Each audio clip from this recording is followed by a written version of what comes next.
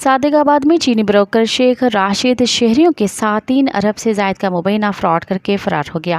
صادق آباد میں جنوبی پنجاب کے سب سے بڑی چینی کے بروکر شیخ راشد کا 3 ارب سے زائد کا مبینہ فراڈ سامنے آیا ہے۔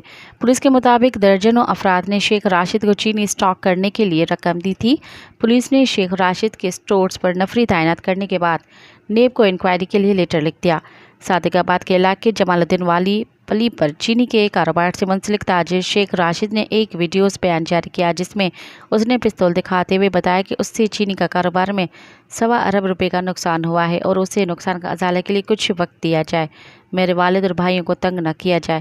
شیخ راشد کے اعترافی بیان کے بعد کاروباری حلقوں میں تھڑ تھل مچ گئی اور انویسٹرز نے تھانہ سٹی کا رخ کیا۔ مزید خبرن ऐं तफ़सीलात लाइ विज़िट कयो असांजी वेबसाइट www.awamiNewsHD.com ऐं ॾिसंदा रहो अवामी न्यूज़ HD।